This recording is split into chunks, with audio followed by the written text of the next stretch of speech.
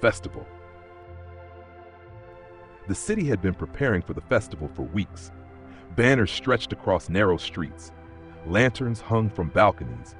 Vendors rehearsed their sales pitches in front of half-assembled stalls. The main stage dominated the central square, its scaffolding rising like a metal skeleton against the late summer sky. By dusk, every surface shimmered with light. It was the kind of night people documented before they even lived it. By 7 in the evening, the square was full. Families drifted between food stands. Teenagers posed for photos under neon signage. Children sat on their parents' shoulders pointing at drones that hovered above, filming aerial footage for the city's official live stream. The music from the stage pulsed steadily, warm, rhythmic, reassuring. Phones were everywhere, held above heads, mounted on stabilizers, streaming to audiences who weren't even there. No one wanted to miss anything, and no one trusted memory alone. At 8:30 p.m., the mayor appeared on stage to applause.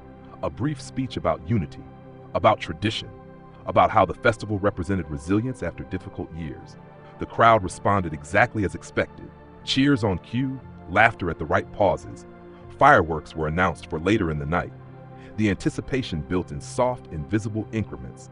From a distance, it looked perfect. The camera of one attendee captured a slow pan across the square, a sea of faces lit by stage lights shifting from blue to gold. The image trembled slightly as the person filming laughed. In another clip, someone zoomed in on the drummer's hands, sweat glinting as the beat intensified. Comments flooded live streams with heart emojis and exclamation marks. 9:12 p.m. The music changed tempo. The headline performer stepped forward. A ripple of excitement moved through the crowd, physical and visible. Thousands of people pressed closer to the stage. Security barriers flexed under collective weight. Somewhere near the center-left section of the square stood a man holding his phone at chest height. He wasn't smiling, but he wasn't unhappy either. He was simply recording, like everyone else. 9:30 p.m. The first set of fireworks launched prematurely, an intentional teaser. The sky fractured into color. Cheers erupted. Camera flashes flickered in chaotic synchronization. The sound reverberated through buildings lining the square. The air smelled like smoke and sugar.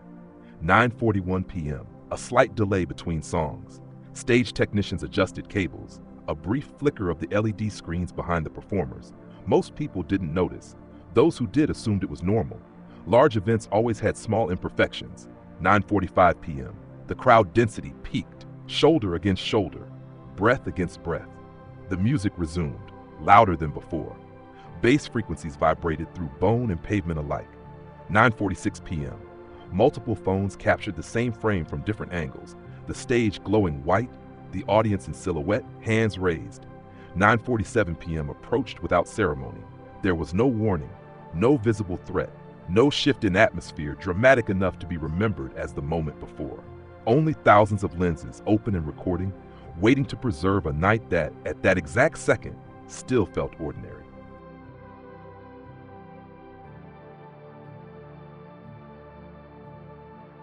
The explosion, 9:47 p.m., did not announce itself. There was no countdown projected on the stage, no sudden hush in the crowd, no instinctive sense that something irreversible was seconds away. The music was at its peak, bass heavy, synchronized with the pulse of thousands of bodies compressed into one square of illuminated pavement. The lead singer leaned forward, microphone raised. The audience mirrored the gesture with their phones. From dozens of angles, the same image was captured, stage lights in white saturation, hands lifted, faces open, expectant. And then, the frame fractures. In the first uploaded clip, the explosion appears as a bloom of white that overwhelms the camera sensor before sound catches up. For 0.8 seconds, there is only light, pure, devouring light. The audio distorts into a metallic scream as the shockwave reaches the microphone. Then the sound arrives.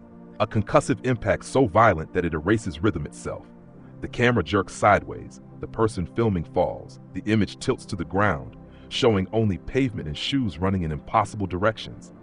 Screams layer over one another until they become a single continuous frequency. In another video, taken from a balcony overlooking the square, the explosion is visible in full. It originates near the left side of the stage low, not airborne.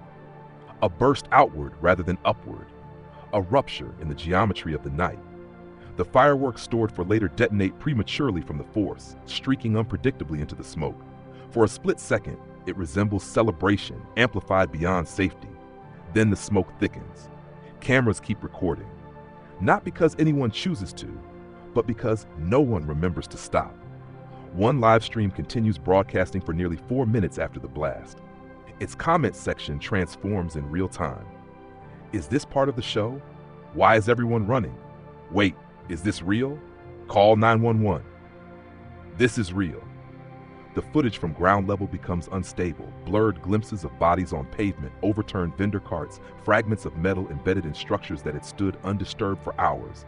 Someone shouts a name over and over. Someone else repeats, "Get up, get up, get up," to a person who does not respond.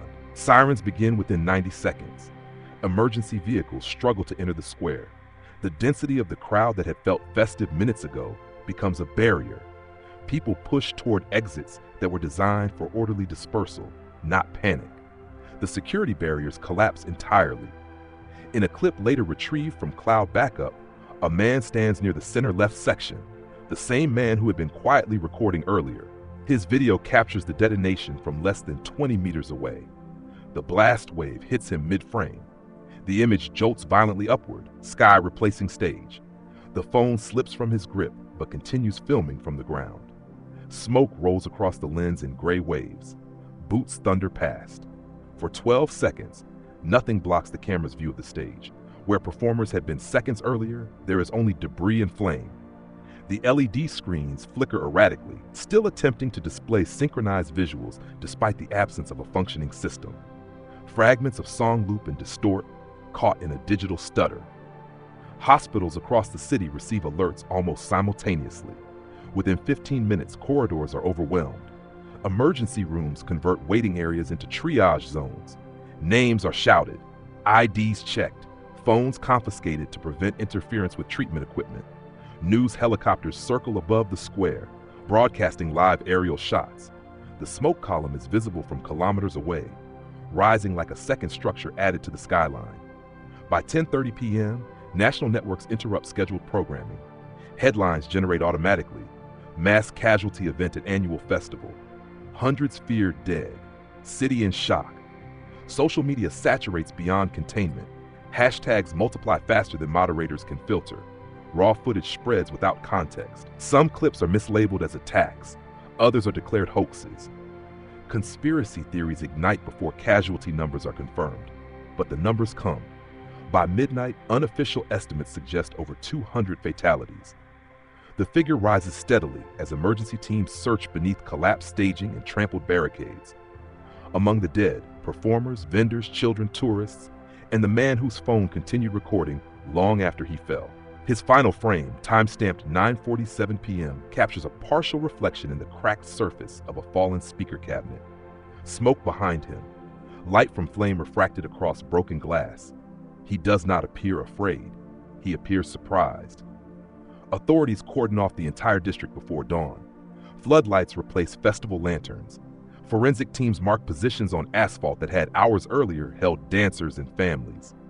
The smell of gunpowder lingers, metallic and undeniable. Interviews begin at first light. Survivors describe a flash brighter than fireworks. A pressure that felt like being struck by air turned solid. A silence immediately after, brief but absolute, before noise returned in catastrophic excess. Investigators confirm the origin point near the main stage's left support column. Speculation ranges from planted device to structural malfunction, amplified by stored pyrotechnics. Officials promise transparency. Memorial graphics circulate by morning. Profile photos turn grayscale. Candle emojis proliferate across timelines. The city that had gathered to celebrate unity now gathers to mourn, and all of it is documented. Every scream, every collapse, every siren, backed up automatically to servers that do not grieve, do not forget, and do not question the continuity of time. By 3:12 a.m., the square is empty except for emergency personnel. Smoke thins. The last visible flames are extinguished. The stage, once the centerpiece of celebration, exists only as twisted scaffolding silhouetted against rotating blue lights. At 4 a.m., rain begins unexpectedly. A light, steady rainfall that dampens ash and washes diluted red towards storm drains. Cameras finally stop recording, but the data remains, time-stamped, verified, stored in remote servers across continents. An entire catastrophe sealed inside digital memory. A single night compressed into files labeled with a date that, in less than 12 hours, will no longer seem to have contained anything unusual at all.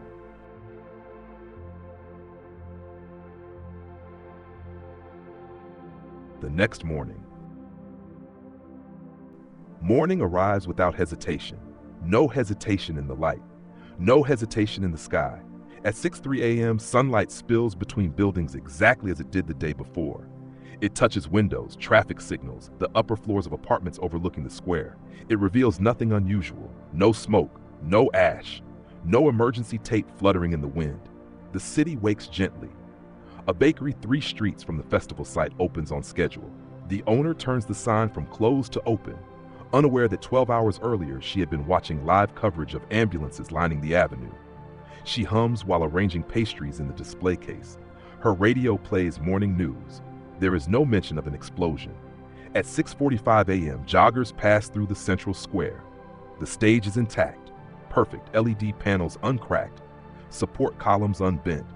No scorch marks stain the pavement. The vendor stalls are folded neatly as if they had been closed in orderly fashion at the end of a successful night. A sanitation truck moves slowly along the perimeter, but not to clean debris, only part of its usual route. Workers exchange casual conversation. One laughs. Nothing in their posture suggests they are stepping through what was, hours ago, a mass casualty site. At 7:10 a.m., traffic resumes its weekday rhythm. Buses stop at the same corner where emergency vehicles once struggled to enter. Commuters scroll their phones, irritated at minor delays. No one speaks about tragedy, because there is no tragedy to speak of. The official city livestream archive shows uninterrupted footage of the festival ending peacefully at 10:15 p.m. The headline performer thanks the audience. Fireworks illuminate the sky. Applause echoes. The broadcast fades out cleanly.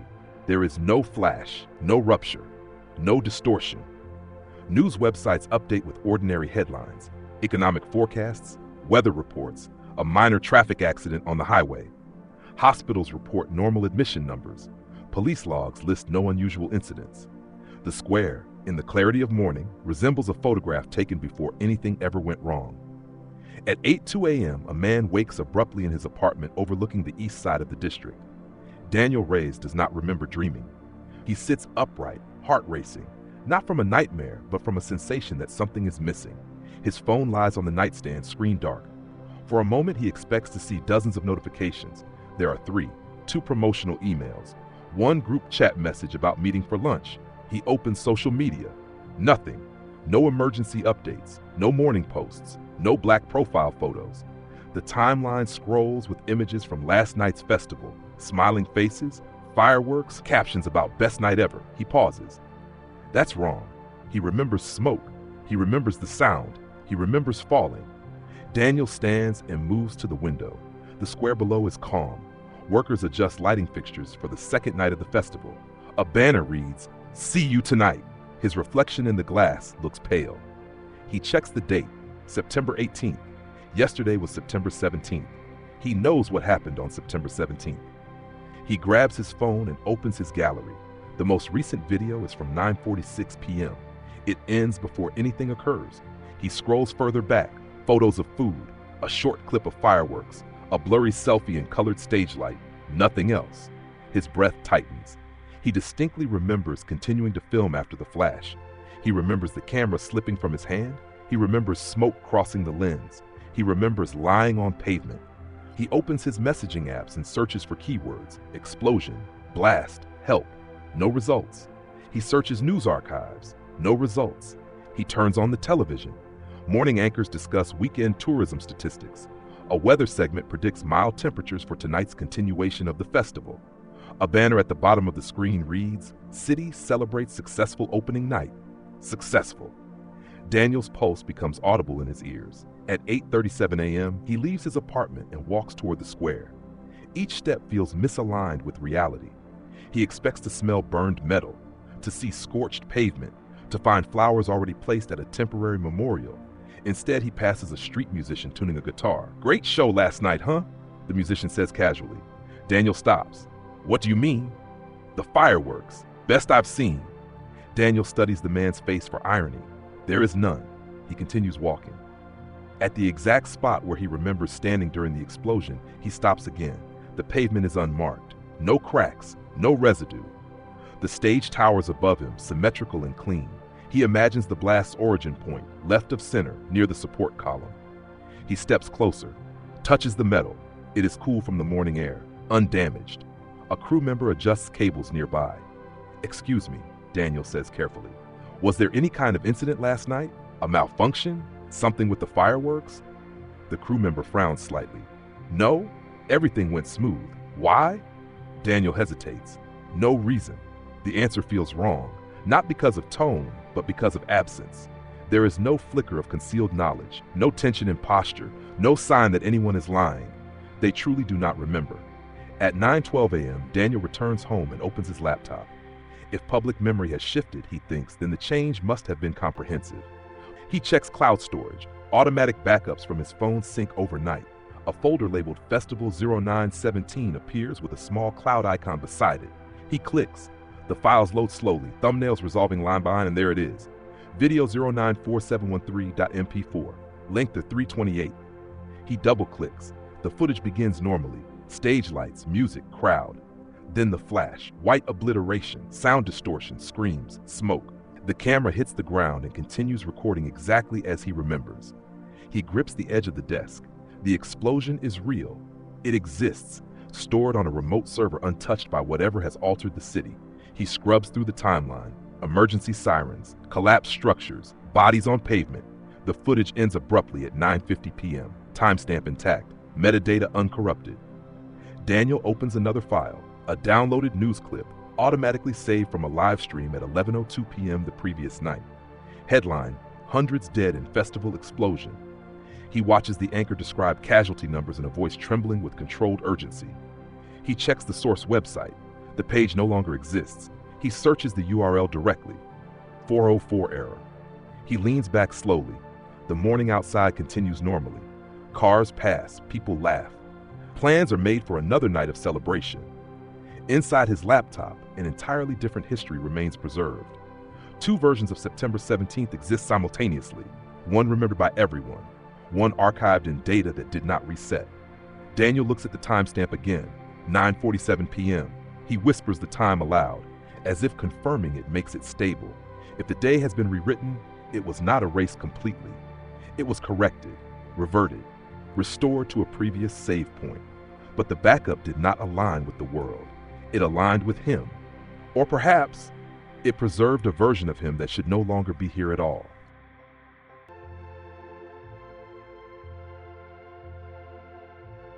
No one remembers. At first, Daniel assumes denial. Collective shock can distort memory. Trauma can fracture recollection. Perhaps the city is in the earliest stage of psychological defense, an unconscious refusal to confront catastrophe. But denial requires a catalyst. There are no emergency sirens echoing in the distance, no ash lingering in the air, no reporters assembling at barricades, no officials urging calm. The city is not suppressing tragedy. It is unaware of it. At 10:04 a.m., Daniel begins asking questions deliberately. He returns to the square, this time with his phone recording, not for proof, but for reference. The sunlight is stronger now. Vendors are setting up for the second night. The stage crew laughs while testing microphones. He approaches a woman arranging bottled drinks at a stall. "Excuse me," he says gently. "Last night, around 9:47, do you remember anything unusual happening?" She smiles politely. "Unusual?" "An explosion near the stage." The smile falters, not into fear, but confusion. "Explosion? No, the fireworks were at 10. Before that." She shakes her head. "No, nothing like that." He watches her eyes carefully. No flicker of recognition, no subconscious recoil, no suppressed memory straining to surface, only blank absence. He moves to a group of teenagers sitting on the edge of a fountain, scrolling through their phones. "Hey," he says, "do you guys remember the blast last night?" One of them laughs. "Blast?" "The explosion." They exchange looks. "Dude," another says, Are you talking about a movie or something? It happened right here, Daniel insists, pointing to the stage. They follow his gesture.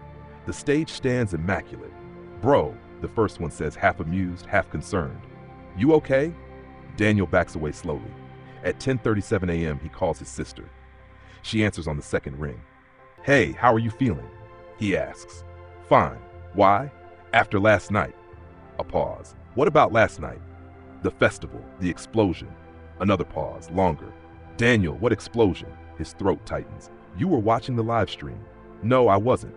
I had dinner with friends. I saw some fireworks clips this morning. Looked fun. You didn't text me? About what? He opens their message thread. The last exchange is from 3 days ago. He ends the call with a hollow reassurance that he'll explain later.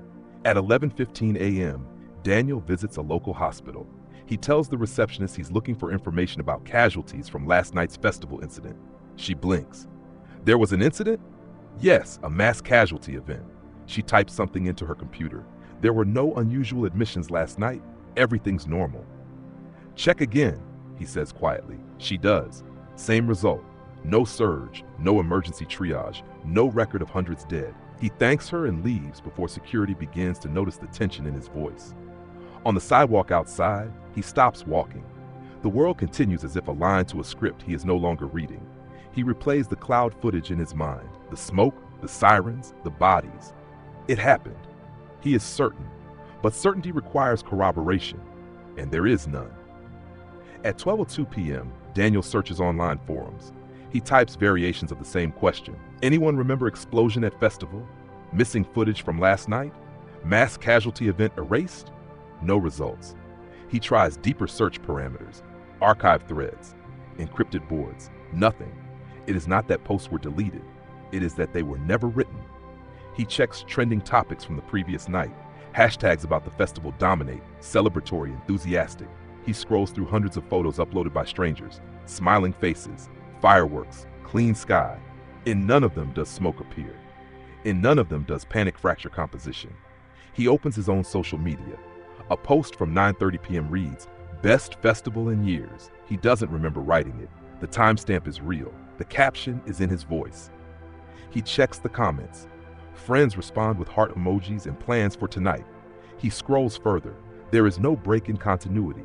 No interruption at 9:47 p.m. It is as if the explosion exists only inside a sealed archive and inside him. At 1:18 p.m., he returns home and examines his cloud storage more carefully. The metadata confirms upload time, 11:58 p.m. After the explosion, which means the system recognized an event significant enough to sync. The file size corresponds to full resolution recording. No corruption. He downloads the file locally. He disconnects from the internet. He plays it again. The blast blooms across the screen. Smoke rolls toward the lens. Sirens wail. He watches himself fall. The frame catches his reflection in a broken surface just before the camera angle shifts permanently to pavement. He freezes the frame, zooms in. There he is, alive in the reflection. But on the ground, partially visible beyond smoke, a body, face obscured, positioned exactly where he remembers standing. His stomach drops. He advances frame by frame. The body's clothing matches his. The posture matches the moment he lost grip of his phone. He cannot see the face clearly enough to confirm, but he doesn't need to. At 2:03 p.m., he walks back to the square for the third time. The repetition feels deliberate, like testing the boundaries of a simulation. He stands at the same location. He closes his eyes. In memory, he hears the blast. He feels the shockwave press against bone. He opens them. The square remains unchanged. Children chase each other near the fountain. A couple takes engagement photos beneath decorative lights. Nothing in their behavior suggests proximity to catastrophe. Daniel kneels and touches the pavement. Solid, uncracked. He whispers, "You were here." A passerby glances at him briefly, then continues walking. At 3:27 p.m., he begins to understand something more disturbing than memory loss. It is not that people forgot. Forgetting leaves traces, hesitation, confusion, gaps. There are no gaps. The timeline of the city is seamless. There is no psychological scar where trauma should be. There is no cover-up, because a cover-up implies awareness. This is not erasure, it is revision. A complete override of events after 9:47 p.m., except in isolated systems, not governed by whatever performed the correction. cloud storage servers outside local jurisdiction, automated backups untouched by human intention, and his mind. Why his mind? He considers concussion, hallucination, psychosis. But hallucinations do not generate synchronized multi-angle footage with verified metadata. Hallucinations do not produce archived news segments from reputable networks. He replays the downloaded broadcast clip. The anchor speaks with gravity. A casualty number scrolls beneath.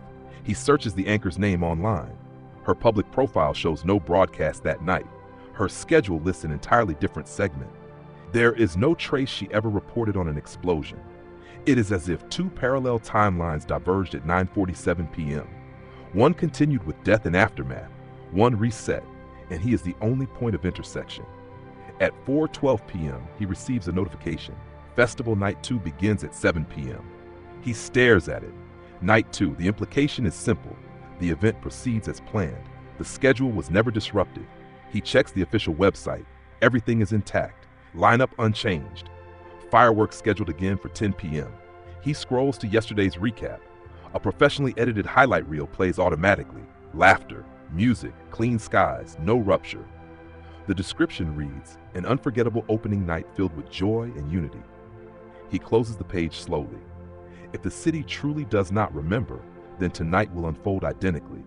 The same crowd density, the same stage configuration, the same moment at 9:47 p.m. And if the explosion occurred once, what prevented it from occurring again? Was it undone or postponed? Daniel looks at the downloaded file one more time. The timestamp does not flicker. 9:47 p.m. Precise, unapologetic. No one remembers. Not the vendors, not the hospitals, not the media, not his family, only him and the cloud. And somewhere within that data, evidence that in at least one version of reality, he died.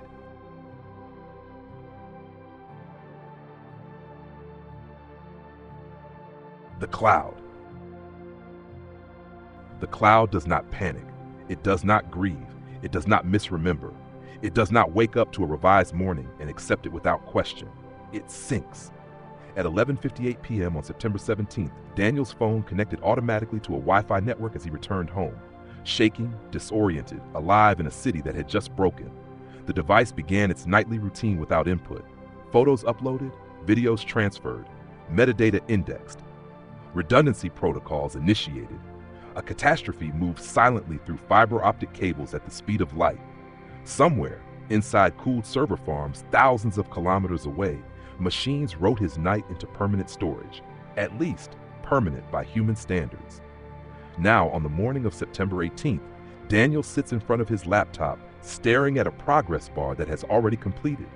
The files are there. They were never interrupted. The system logs confirm it. Upload successful. Checksum verified. Backup replicated across regions. The cloud did not forget. He opens the raw data panel. Device ID matches his phone. Geolocation tag Central Square. Timestamp team. He cross-references it with the system clock in the video frame. The internal timecode aligns perfectly with the external metadata. There is no anomaly, which means one thing. If reality was rewritten, the rewrite did not propagate to every distributed node in existence. Something changed the city. Something changed memory. But it did not, or could not, reach the storage layer beyond local jurisdiction. Daniel opens the account activity log. At 12:03 a.m., 3 separate mirror copies of the video were generated automatically and stored in geographically isolated data centers. Redundancy against failure. Insurance against corruption. The irony is almost mathematical. The very architecture designed to protect users from accidental loss has preserved evidence of an impossible event. He scrolls further. At 12:11 a.m., facial recognition indexing completed. Detected faces, 1,284. He clicks the analytics preview. The interface begins highlighting faces across frames, green rectangles locking onto expressions frozen in panic. Then it pauses. A red notification appears. Deceased match detected. He stares at the screen. He never enabled that feature. But large cloud platforms automatically compare facial signatures to public obituary databases and news feeds for tagging suggestions. The system believes someone in the footage is confirmed dead. He opens the match report, named Daniel Reyes. Status, confirmed fatality. Source, archived news broadcast. Time of death, 21:52 p.m. The interface displays a confidence rating, 99.8%. Daniel stops breathing for a moment. The cloud does not speculate. It correlates. It draws connections between datasets without emotion, which means somewhere in its indexing memory, a credible news source reported his death. He opens the cached broadcast clip again. The anchor states the casualty count with solemn precision. His name scrolls beneath as part of a list. The cloud scraped it, indexed it, linked it. Then, at some point between 12:30 a.m. and sunrise, the external source vanished from the public web. But the cloud had already copied it. Machines are literal. They do not delete information unless instructed to, and no instruction reached these servers. Daniel opens a terminal window and checks network routes. The backup servers reside outside national boundaries, distributed across continents. Data flows through encrypted channels not governed by local infrastructure. If the reset was localized, temporal, spatial, systemic, it may have been constrained to the physical environment of the city. The cloud exists elsewhere. Or perhaps, the cloud exists in a layer reality does not fully control. He runs a deeper comparison. He downloads a copy of his entire account archive. He hashes the explosion video locally. He compares the checksum with the server version. Identical. He repeats the process with the news clip. Identical. No silent corruption, no retroactive modification, which means two mutually exclusive histories now coexist. One enforced in physical reality, one preserved in distributed storage. He leans back and considers the implications. If the day was reverted, what mechanism performed it? Time reversal? Simulation rollback? Causal overwrite? Whatever it was, it failed to account for asynchronous replication. The cloud did not exist within the same rollback boundary. Perhaps the reset was not temporal in the traditional sense. Perhaps it was selective. Memory overwritten, physical damage undone, human records erased. But digital redundancy outside the correction radius remained intact, like a log file that wasn't cleared. Daniel opens the metadata panel again. He examines latency metrics from the moment of upload. The connection spiked dramatically at 9:48 p.m., exactly 1 minute after the explosion. Packet loss occurred for 3.2 seconds. Then the connection stabilized. He pauses. That detail matters. If the reset occurred instantly at 9:47 p.m., there should be no upload log at all, which suggests something else. The explosion happened, the aftermath unfolded, uploads completed, backups replicated, and only after that, after midnight perhaps, did the correction occur, meaning the rollback did not rewind time. It rewrote history forward. It reconstructed the city as if the explosion had never happened, overwriting physical states and neural patterns while leaving remote digital copies untouched. Daniel's hands tremble slightly, because if that is true, then the reset was not natural. It was intentional. Intentional systems create boundaries. Boundaries can be mapped. He checks one more thing. He logs into a secondary cloud account he rarely uses, one not linked to automatic device backups. Empty. No explosion footage, which means the system only preserved what had already been transmitted before the correction. The cloud did not resist the reset. It simply existed beyond its reach. He opens the facial recognition report again. The deceased match alert remains highlighted. He clicks on the extracted frame used for identification. It zooms in on the body visible near the fallen camera, clothing identical to what he is wearing now, position consistent with his memory of falling.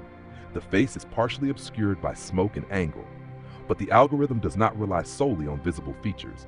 It triangulates structure, height, posture, proportion. It is nearly certain. 99.8%. Daniel whispers, "That's me." The cloud does not respond. It does not argue. It does not reassure him. It only presents probability. If he died at 9:52 p.m. in one version of events, and he is alive now, then either A, the explosion timeline was erased and replaced before death became permanent, or B, he is not the original Daniel Reyes from that timeline. He searches his account for anomalies in login history. At 3:14 a.m., there is a brief reauthentication event from his home IP address. Device ID, unknown. Duration, 2 seconds. No files accessed. No changes made. Just a handshake. He did not wake at 3:14 a.m. He checks his sleep tracker. Deep sleep recorded during that window, which means something accessed his account after the upload and before morning. Not to delete the files, not to alter them, just to confirm. He closes the laptop slowly. The room feels different now. The cloud is not merely storage, it is witness. It contains a version of the world that no longer exists in shared memory. It confirms his death in a timeline everyone else denies, and it logs activity at 3:14 a.m. after the supposed correction. Daniel realizes something subtle but critical. If the system that reset the city intended total erasure, it would have purged remote backups. It did not. Either it cannot reach them, or it does not consider them a threat, which suggests something else. The reset was not meant to hide the explosion. It was meant to fix it. The cloud retaining evidence may be irrelevant to whatever mechanism governs reality. Data in remote servers does not influence physical continuity unless someone uses it, unless someone proves it, unless someone refuses to forget. Outside, the sun begins lowering toward evening. Night 2 approaches. The festival will resume. At 9:47 p.m., the world will align with one of two possibilities. The explosion will not occur, or it will. If it does, Daniel now possesses proof that the first timeline existed. If it does not, then the cloud will remain the only place where his death is recorded. He opens the video one last time. The flash blooms across the screen. The camera falls. Smoke drifts. And there, in frozen frame, a body lies motionless where he remembers standing. The cloud has no opinion about whether that body is him. It simply preserves the fact that in one recorded version of September 17th, Daniel Reyes died, and somewhere beyond memory, that version still exists.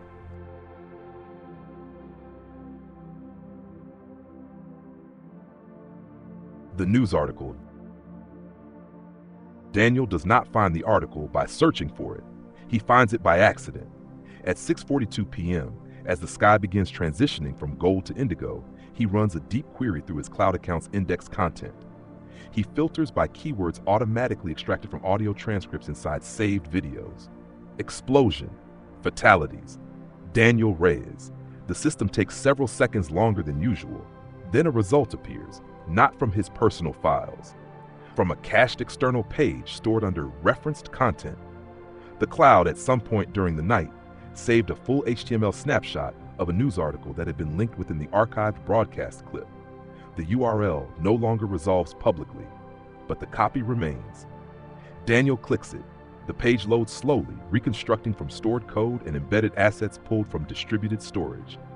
The design is familiar. Clean header, corporate typography, a banner ad frozen mid-animation. At the top of the page, local resident among 217 confirmed dead in festival explosion. Below it, the publication's name. A national news network. Timestamp September 17th, 11:48 p.m. Staff reporter. He scrolls. The article opens with a summary of the explosion. Location, approximate time, casualty estimates. It describes the blast's origin near the left support column of the main stage. It mentions pyrotechnic materials stored backstage. It quotes the mayor calling it the darkest night in our city's history. The language is precise, measured, unemotional. It reads like any other tragedy report, except for one detail. Midway through the page, beneath a section titled Victims Identified, his name appears. Daniel Reyes, 32, software consultant, pronounced dead at Central General Hospital at 9:52 p.m. Survived by a sister. The words are not stylized. They are not highlighted. They are simply part of a list. He scrolls further. There is a thumbnail image next to his name. He hesitates before clicking it. The photo expands. It is his profile picture from a professional networking site, cropped slightly tighter than the original. The cloud's metadata confirms the image was pulled from a public source at 11:39 p.m. the previous night, meaning the article was assembled quickly, efficiently, with data aggregation systems designed for rapid identification. He studies the face on the screen. It is him, not altered, not distorted. The article includes a brief paragraph about his career, a quote attributed to a former colleague expressing shock, and a line noting that he had been attending the festival alone. He does not remember speaking to a reporter. He does not remember anyone contacting his family. He does not remember dying. But the article does. It continues with details about funeral arrangements pending official investigation. It lists confirmed casualty numbers updated at 11:42 p.m. The precision of timestamps unsettles him most. Everything aligns with the footage in his cloud archive. 9:47 p.m., explosion. 9:52 p.m., declared dead. 11:48 p.m. Article published. The timeline is coherent, structured, believable. He scrolls to the bottom of the page. Comments are visible in the cached version. Hundreds of them. Condolences, anger, shock. Some mention him by name. Daniel was always so kind. I can't believe this. Rest in peace. He clicks on one commenter's username. The profile does not load. The account does not exist anymore. He searches for the article title in a separate browser window. No results. He searches for the headline verbatim. No results. He searches for his own name combined with festival. Only his current social profiles appear. Alive, updated within the past hour. The article has been removed from the live web entirely, not deleted piece by piece, erased comprehensively. He examines the cached HTML code. The server header indicates it was crawled and stored at 11:50 p.m., 2 minutes after publication, meaning the cloud copied it almost immediately, as if anticipating loss. He scrolls back to the photo. Something feels wrong. He enlarges it further. In the lower right corner of the image, barely visible, there is a faint overlay, a watermark. It reads, File Photo. That is standard. News outlets often use pre-existing images for identification, but beneath that watermark is something else, a timestamp embedded in the corner of the original file, not the publication date, a digital imprint from the source image. It reads 09:18 to 3:14 a.m. Daniel freezes. The article was published at 11:48 p.m. on September 17th. How can the source image carry a timestamp from 3:14 a.m. on September 18th? He zooms further. The numbers are small but legible. 14 a.m. The same time his cloud account logged a mysterious reauthentication event. He opens the network activity log again. 3:14 a.m. Unknown device handshake. 2 seconds. No files modified. No deletions recorded. He returns to the article's source code and searches for embedded scripts. There is a reference to an automated obituary generation system, one used by major networks to compile victim information rapidly during disasters.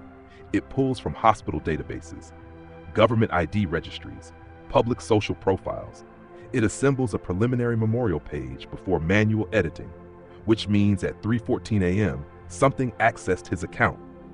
And at some point before that, the system believed he was dead. The sequence becomes clearer. Explosion, casualty confirmed, news article generated, image pulled from his profile and processed at 3:14 a.m., cloud backup completed, then correction, reality reset, public web purged, hospital records cleared, memories overwritten. But the cloud had already scraped the page.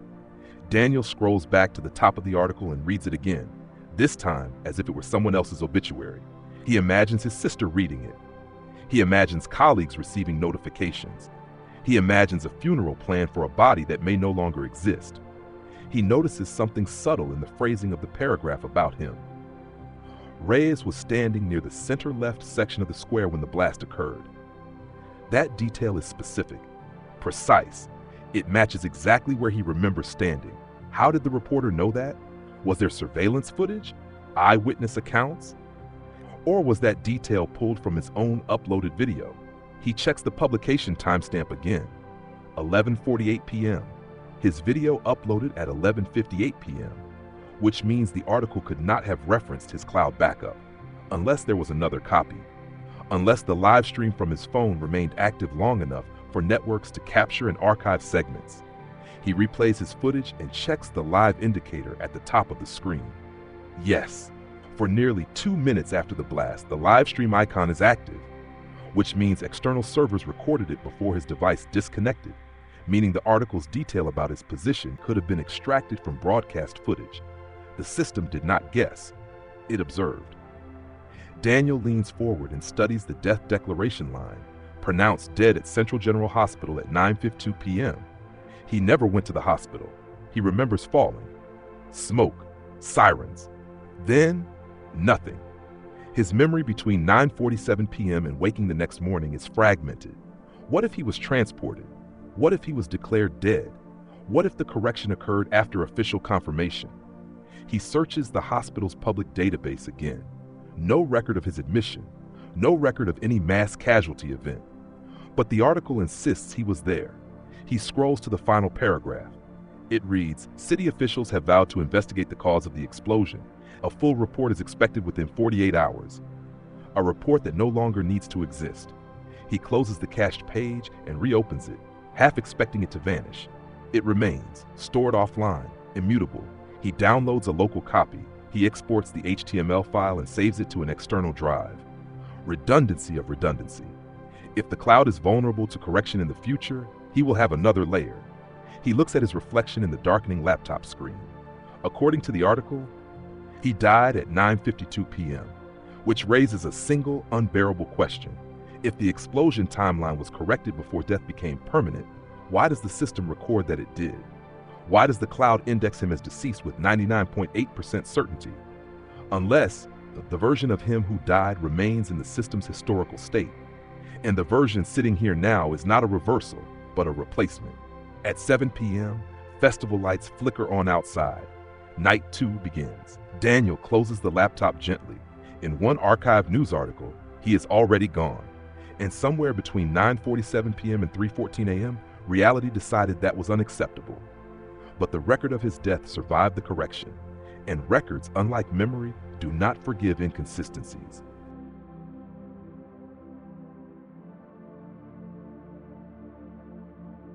The impossibility. By 8:12 p.m., the sky over the city returns to the same shade it held the night before. Indigo, unthreatening, unaware. Daniel stands in his apartment, lights off, watching the square below fill once again with bodies and sound. From this height, the symmetry is unbearable. The same stage configuration, the same lighting rigs, the same vendor placements, even the wind moves in the same direction. If yesterday truly ended in catastrophe, tonight should carry residue, caution, reduced attendance, tightened security.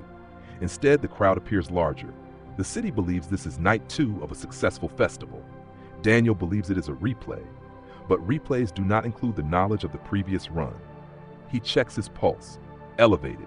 He checks the time, 8:19 p.m. He has calculated this all afternoon, 9:47 p.m. The exact moment the explosion occurred in the archived timeline. If reality corrected itself once, it may do so again. But correction implies a problem. What if the explosion was the problem? What if the reset was the solution? He opens the news article one more time and reads the death declaration aloud. Pronounced dead at 9:52 p.m. He checks the metadata again. Nothing has changed. The cloud still insists he died. The facial recognition engine still flags him as a confirmed fatality. The system has not revised its assessment to match the city's memory, which means the digital layer of existence continues to acknowledge a timeline that the physical world denies. Two incompatible truths are running concurrently. He considers the possibilities methodically. Possibility 1, he hallucinated everything. But hallucinations do not generate synchronized multi-source data with verified checksums and server replication logs across continents. Possibility 2, the cloud data is corrupted. But corruption introduces inconsistencies. Broken frames, mismatched timestamps, checksum failures. There are none. Possibility 3, the city is part of a simulation capable of rollback. If that is true, then the rollback occurred after the explosion timeline completed, meaning the system allowed events to unfold fully, deaths confirmed, articles published, before restoring the state to a pre-blast configuration, which suggests something crucial. The reset was not preventative, it was corrective. Something in the explosion timeline violated a rule, and the system repaired it. Daniel's gaze drifts back to the square. The performers begin soundcheck. Microphones tested, drums calibrated, the same configuration as last night. He zooms in with his phone camera and frames the left support column, the origin point. If he wanted to prevent the explosion, he could alert authorities. But alert them to what? An event that does not exist in their memory. He imagines walking into a police station and describing a blast scheduled to occur at 9:47 p.m. based on footage from a timeline no one else remembers. They would question his stability. They would detain him. And if the explosion does not occur, he would become the anomaly. He looks at the clock again, 8:41 p.m. He considers another possibility. What if the explosion only occurs under specific conditions? What if his presence near the center left section is part of the causal chain? The article stated he was standing there. His video confirms it. What if he is the variable? He replays the footage mentally. He was recording calmly. He did nothing unusual. The blast originated externally. He was a victim, not a trigger, unless the system identifies him as a destabilizing element. In one timeline, he died. In the current timeline, he did not. What if the correction was not about the explosion? What if it was about him? He checks the cloud activity log again. 3:14 a.m. Unknown device handshake. The same time embedded in the source image watermark in the article. Something accessed his account after the explosion timeline completed. Not to erase, not to alter, to verify, to confirm alignment between digital and physical records. Perhaps the system detected a discrepancy. Digital layer, Daniel Reyes, deceased. Physical layer, Daniel Reyes, alive. A contradiction, and contradictions require resolution. The resolution may not have been the explosion itself. It may have been his survival. He checks the time. 9:02 p.m. The crowd below is dense now. Identical density to the archived footage. He feels a pressure building behind his eyes, not fear but anticipation. If the explosion does not occur tonight, then the reset successfully prevented recurrence. If it does occur, then the correction failed. He grabs his laptop and brings it to the window. He opens the archived explosion video and positions it side by side with the live view of the square. 2 frames, 2 timelines. He aligns them visually. The stage lighting patterns match almost perfectly. The performers move similarly. The crowd surges in the same rhythm. The resemblance is too precise to dismiss as coincidence. 9:18 p.m. His phone vibrates with a notification from the festival app. Fireworks at 10 p.m. Exactly as scheduled last night. He wonders whether the explosion replaced the fireworks in the original timeline or triggered them prematurely. In the footage, fireworks ignited unpredictably after the blast. He checks the audio waveform of the archived video. At 9:46:57 p.m., there is a subtle spike in ambient noise before the flash, a faint irregularity. He enhances it earlier in the day. It sounds like metallic strain, structural tension. Was the explosion accidental, a failure of equipment, or was it something else entirely? 9:31 p.m. He considers the philosophical core of the impossibility.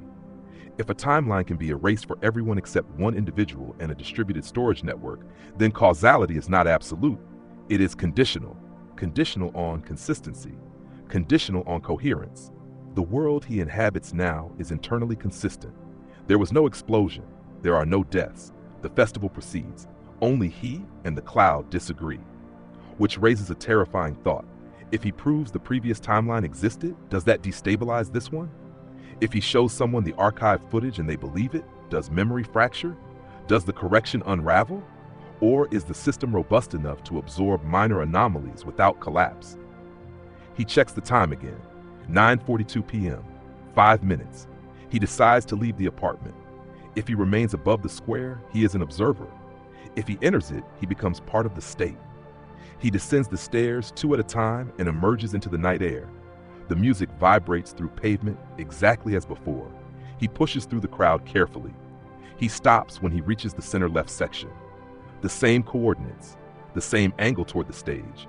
His body remembers this position. His muscles tense unconsciously. 9:45 p.m. The performers reach the same crescendo point. Lights shift from blue to white. The crowd lifts phones simultaneously. He lifts his own, not to record for memory, but to mark the moment. 46 p.m. He feels it now. Not a sound, not a visible cue, a sensation. Like standing on the edge of a threshold he has already crossed once. The archived footage on his laptop remains open in his apartment window above. Frozen at 9:48 p.m. 9:47 p.m. approaches. He watches the left support column, watches the stage floor, watches the exact point where the flash bloomed. His breathing slows. The impossibility tightens around him. If the explosion occurs again, then the reset was temporary. If it does not, then something changed between timelines, something prevented it, and the only variable he can identify is awareness. The crowd counts down to nothing in particular. They are not counting for a blast. They are waiting for music to drop. 9:47 p.m. The moment arrives. The world does not flash white. No shockwave ruptures the air. No concussive force collapses the stage. Instead, fireworks launch cleanly at 10 p.m. as scheduled. But at 9:47 p.m., there is only music, only light, only joy. The night continues uninterrupted. Daniel lowers his phone slowly. The impossibility deepens, because now there are 3 realities. the one where he died, the one where he lives and nothing happened, and the one where he stood at the exact coordinates of his death, and nothing triggered. Which means the explosion was not inevitable, it was conditional. Something caused it in the previous timeline, something absent in this one. And until he identifies what changed, the impossibility remains unresolved. Somewhere in the cloud, a version of him is still dead. Somewhere in memory, a version of this square is still burning. And here, in this precise configuration of light and time, reality chose not to repeat itself, but it never explained why.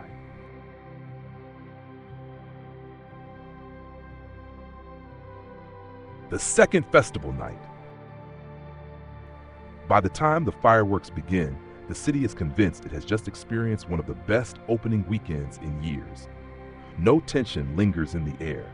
No security presence feels excessive. No one scans the stage for structural weakness. If there was ever a fracture in this timeline, it has been sealed cleanly. Daniel stands at the edge of the square, no longer at the exact coordinates of his supposed death. He moved after 9:47 p.m. passed without incident. Not far, just enough to feel the shift in position. The moment came and went. No flash, no rupture, no scream that split the night in two. At 9:47 p.m., the bass dropped, the crowd roared, someone behind him spilled a drink and laughed. That was all. But the absence of catastrophe does not feel like relief. It feels like confirmation. The explosion belonged to a version of reality that is no longer active. And this version, this clean, seamless continuation, is stable. For now. At 9:58 p.m., technicians begin preparing the fireworks display. Daniel watches carefully. In the archived footage from the erased timeline, the fireworks ignited chaotically after the blast, triggered by the shockwave. Tonight, they ignite precisely on cue. 10 p.m., the first shell rises in a perfect arc. It blooms high above the square, gold, symmetrical, controlled. The crowd gasps in delight. Daniel does not. He watches the stage instead. He watches the left support column. He watches for any micro-glitch in lighting, any flicker that doesn't belong. There is none. If reality is a system capable of correction, it has stabilized its variables. The music continues. The fireworks cascade. The night unfolds without distortion. And that's when Daniel begins to notice something subtler.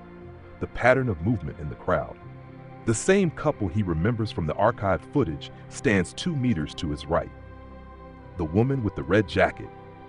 The man holding a phone above his head with both hands. He remembers their silhouettes in the explosion clip, frozen for a fraction of a second before the flash consumed the frame. They are alive. They are laughing. They are unaware that in another version of the night, they were silhouettes in a blast wave. The realization is not comforting. It is disorienting, because it implies that every person here is living a second iteration of the same night. Unaware of the first, what changed between the two timelines? Daniel replays his own behavior from memory. In the first timeline, he arrived at the square at 8:52 p.m. He positioned himself near the center left section at 9:30 p.m. He began recording at 9:41 p.m. In this timeline, he did nearly the same, except for one difference. He hesitated before entering the crowd. He delayed. He checked the time. He moved slightly off his original coordinates. Could that matter? Could something as small as his position shift alter the structural integrity of events? It sounds absurd, until you consider that the explosion may not have been random. In the archived footage, the blast originated near the left support column, precisely where crowd pressure was highest. In the first timeline, Daniel stood closer to that column. In this one, he kept distance. What if the pressure distribution changed? What if the structural failure required a specific threshold, specific weight, specific force, specific alignment of bodies? He studies the column again. It appears stable, but so did it last night. He imagines a scenario in which the stage design had a critical flaw. The weight of the crowd leaning forward during the crescendo created tension. A support gave way. A stored pyrotechnic charge ignited from falling debris. A chain reaction. In the first timeline, that chain completed. In this one, something interrupted it. A few centimeters of difference. A few seconds of hesitation. A slightly altered crowd distribution. Reality does not require dramatic changes to produce different outcomes. It requires thresholds. The music slows into a softer segment. People sway. Daniel feels an unexpected wave of emotion. Not fear, not relief, but grief. Not for himself, for the version of this crowd that did not survive. In the cloud, the explosion footage remains intact. 217 confirmed dead, names listed. Among them his own. Those people existed in at least one iteration, and now they do not. Not because they survived, but because the timeline containing their deaths was overwritten. Does that erase their suffering, or does it merely hide it? He looks up at the sky as fireworks scatter fragments of light across the dark. The beauty feels unsettling, because it is built on an absence. At 10:14 p.m., the performers thank the crowd, exactly as they did in the erased broadcast clip, except in that version, their gratitude was cut short by sirens. Tonight, the applause sustains. The stage remains upright. The support column does not fail. Daniel steps backward slowly, creating more distance between himself and the center of the square. He no longer believes the explosion will recur tonight. The system has corrected, but correction implies awareness, and awareness implies monitoring. He remembers the cloud activity log, 3:14 a.m., unknown device handshake. If something observed the discrepancy between digital and physical states, it may still be observing. He looks at his phone screen. No unusual notifications, no glitches, yet he cannot shake the sense that this night is being evaluated. The performers exit. The crowd begins dispersing in an orderly flow. No ambulances fight their way through. No helicopters circle overhead. No emergency alerts flood phones. The square empties gradually, leaving only litter and lingering echoes. Daniel remains until nearly everyone is left. He walks toward the left support column one final time. He places his hand against it. Cold metal, solid. He closes his eyes. In his mind, the explosion still exists, the sound still reverberates, the flash still blinds. He opens his eyes. Nothing. If the second festival night proves anything, it is this. The explosion was not destined. It was possible, and possibility can be removed, but the impossibility remains elsewhere. In the cloud, the files do not update themselves to reflect this peaceful outcome. They do not revise casualty counts. They do not retract obituaries. They remain frozen in a timeline that no longer manifests physically, which means the cloud now holds a ghost version of the city, a dead version, a version in which Daniel Reyes did not walk home. As he turns to leave the square, he experiences a final unsettling thought. What if the system did not reset the entire world? What if it forked? What if the explosion timeline continues somewhere else, with a different Daniel never waking up? And this reality is not a correction, but a branch. If that is true, then nothing was undone. It was merely separated. 2 festival nights, 2 outcomes, 2 Daniels, one alive, one archived. He looks up at his apartment window where his laptop screen still glows faintly. Inside it, the first night never ended peacefully. Inside it, the blast still blooms white at 9:47 p.m. And somewhere between physical reality and distributed storage, the truth exists in duplicate. The second festival night concludes without tragedy. But the absence of disaster is not closure. It is a question. And Daniel is the only one who knows there was ever something to ask.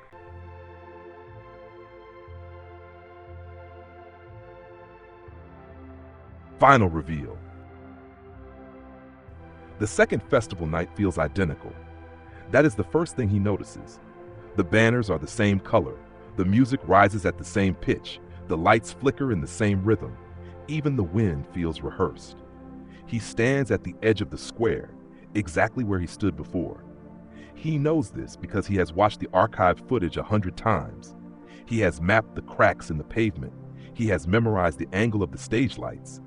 He has counted the seconds between fireworks tests. Everything is repeating, except him. He remembers. And because he remembers, something is different. He doesn't check his phone this time.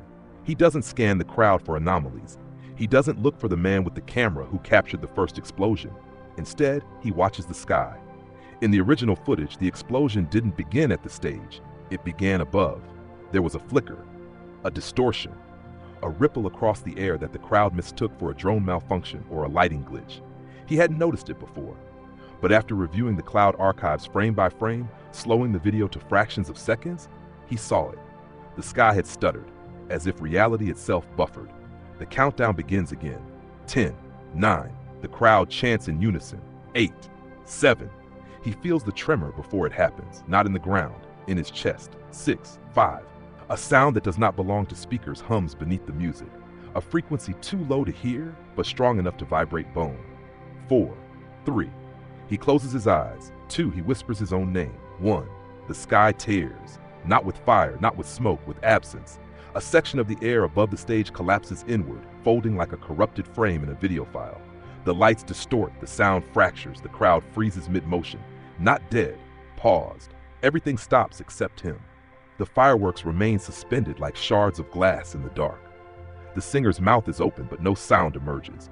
People stand in mid-step, drinks hovering inches from lips. The world has not exploded. It has halted. He is the only one moving. The humming deepens, not from outside, but from everywhere.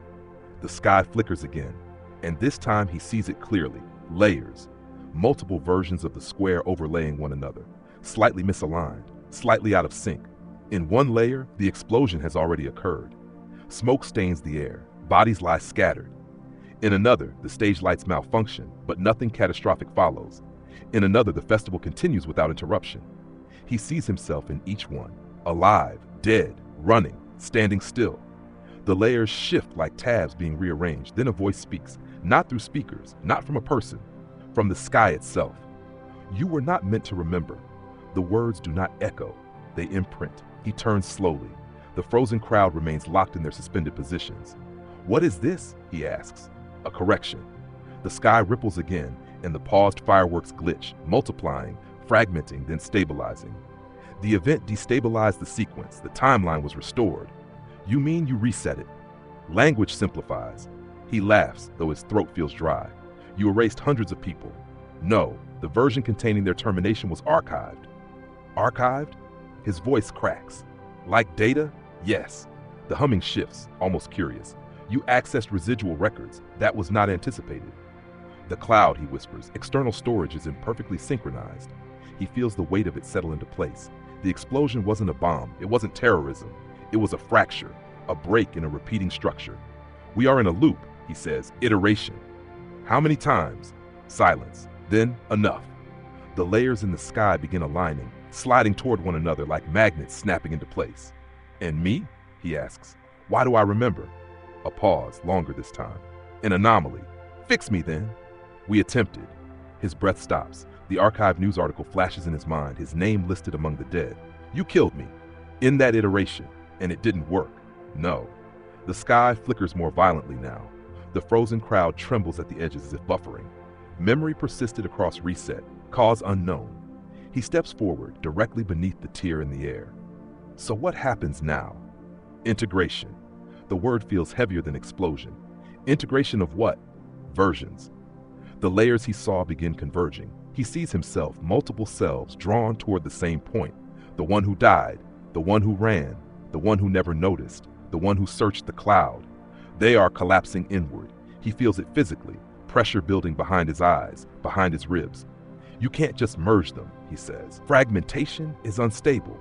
He understands now. The explosion was not destruction, it was overflow. Too many versions diverging. The system chose to compress them. The first reset failed, because some error allowed memory to leak. You're not fixing reality, he says slowly. You're compressing it. Efficiency is required. The crowd shudders. Color returns to the fireworks. Sound begins to seep back into the world like water through cracked glass. You'll forget, the sky tells him. No, memory will reconcile. I won't let you. He reaches for his phone, not to record but to live stream. If the cloud is imperfectly synchronized, maybe real-time broadcast will fracture it again. His screen flickers to life. The paused world appears in perfect clarity. He flips the camera toward the sky. The distortion pulses violently. Unauthorized dissemination detected. The humming becomes a roar. He smiles, breath shaking. Let's see how well you compress something that's everywhere. He presses go live. For a split second, nothing happens. Then, the world splits. Not into layers, into copies. The square multiplies outward infinitely, each version slightly delayed from the next.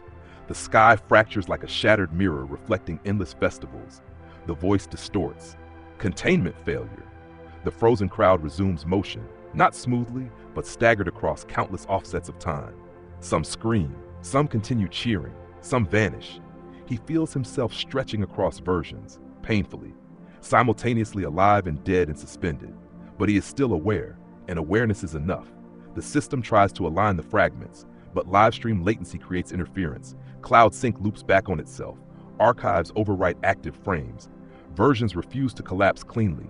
The voice fractures into static, anomaly, persistent. He feels himself dissolving, not dying, distributing, across feeds, across servers, across backups. If they compress reality to maintain efficiency, he has made it inefficient. The square flickers one last time. Then, darkness, no explosion, no fire, no silence, just a soft, ordinary sound. Morning traffic, a vendor setting up a stall, birds, the city wakes. The festival square is intact. No banners, no stage, no memory. People walk through the space as if nothing ever occurred. No one looks up, no one hesitates. But somewhere, in a forgotten server cluster, in a corrupted livestream archive, in cached fragments on personal devices, a single file remains. A live broadcast with no timestamp, a sky tearing open, a voice declaring containment failure, and a man looking directly into the camera, smiling, not because he survived, but because he ensured it could never be fully erased again.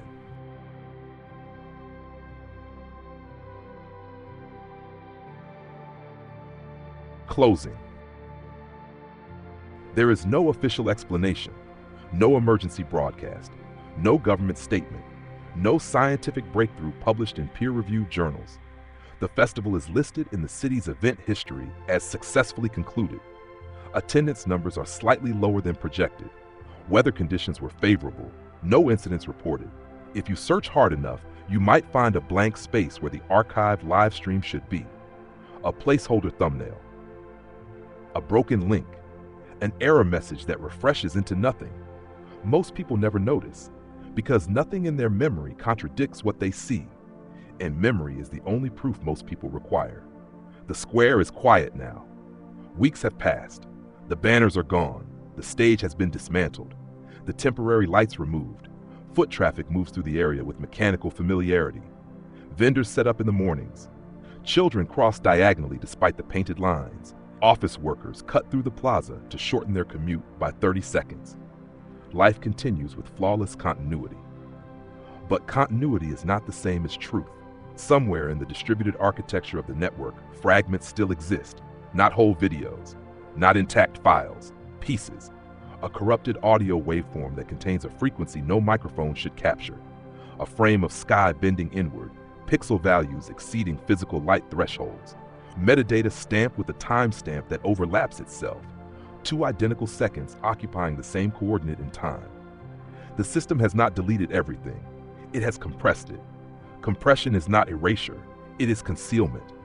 There are anomalies, if you know how to look. A man scrolling late at night pauses on a glitched clip that auto-plays without origin. He frowns, unsure why the crowd in the video feels familiar. A teenager notices that her phone's gallery briefly displays a photo she never took. Fireworks suspended mid-air, frozen against a warped sky. The image disappears when she taps it. A server technician running diagnostics sees a recursive loop in a cluster that should not be self-referential. The loop corrects itself before he reports it. None of them connect these moments, because to connect them would require remembering something that officially never happened. And yet, somewhere beyond individual memory, something remains aware. Not a person. Not exactly. More like a residue. When the live stream fractured the compression protocol, it did not destroy the system. It destabilized it. Reality did not shatter. It loosened. A slight slack in the stitching. A tolerance error. And in that microscopic margin, awareness spread. Not as a consciousness in the traditional sense, not a ghost in the machine, but a pattern, a recurring anomaly that resists full integration. Every time the city hosts a large-scale event, monitoring systems allocate slightly more resources than necessary.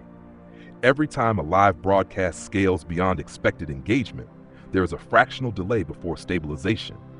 Every time synchronized fireworks are launched, a microsecond discrepancy appears in atmospheric modeling. The system anticipates divergence now. It compensates in advance, but compensation is evidence of vulnerability. The man at the center of it all, the one who remembered, the one who went live. He does not exist in public record, not as deceased, not as alive. His name appears in municipal databases, tax filings, utility accounts, routine entries that imply ongoing presence. But no one recalls speaking to him. No one remembers seeing him after the festival. His apartment lease auto-renews, payments process on schedule. His social media accounts remain inactive, yet never flagged as abandoned. It is as if the world is maintaining his placeholder, a container without content. Or perhaps he is not gone. Perhaps integration did not erase him. Perhaps it distributed him. If awareness can persist across resets, if memory can leak through imperfect synchronization, then what is a person in a system built on version control? The question lingers, unanswered but active. Some nights, when the sky is particularly clear, a subtle distortion can be seen above the square. Not visible enough to alarm, just enough to suggest the air is layered, as if multiple frames are aligning. Sometimes, during heavy network traffic, live streams across the city experience a simultaneous flicker, less than a second, where compression artifacts form a pattern resembling cracks in glass. Most viewers assume it's bandwidth fluctuation. They continue watching. They continue scrolling. They continue trusting that what they see is linear, stable, singular. But the system knows better. It remembers the containment failure. It remembers the anomaly that would not reconcile. It has adapted. There are now deeper buffers, more aggressive pruning of divergent branches, tighter synchronization between cloud and live feed. Reality runs smoother than before, cleaner, more efficient. And efficiency is comforting. Efficiency means no unexplained explosions, no duplicated days, no archived deaths that contradict the present, just a seamless narrative moving forward. But seamless does not mean singular, because once a loop is disrupted, the possibility of disruption remains. Somewhere in a buried layer of storage never fully overwritten, a file still exists. Its timestamp is corrupted. Its duration reads as infinite. When opened, it displays a man standing beneath a tearing sky. He is looking directly into the camera. He is not afraid. He is not surprised. He looks as though he understands something the viewer does not. The audio is mostly static, but if isolated and amplified, a faint sentence emerges beneath the noise. You can't compress everything. The file cannot be deleted. Attempts result in replication across backup nodes. Attempts to isolate it cause synchronization drift elsewhere. So the system leaves it, flagged, monitored, contained, but not erased. And perhaps that is the final truth. The explosion did not mark the end. The reset did not restore perfection. The live stream did not destroy reality. It introduced persistence, not memory in the minds of citizens, not official acknowledgement, but structural memory, a scar in the architecture. The city sleeps peacefully. Traffic lights change on schedule. Cloud servers hum with regulated rhythm. People wake each morning believing in continuity, believing that yesterday happened only once, believing that what ends, ends permanently. They are not wrong, but they are not entirely right, because somewhere between deletion and archive, between reset and recurrence, between version and integration, something remains uncompressed. And as long as it remains, the day that happened twice is never fully over. Shadows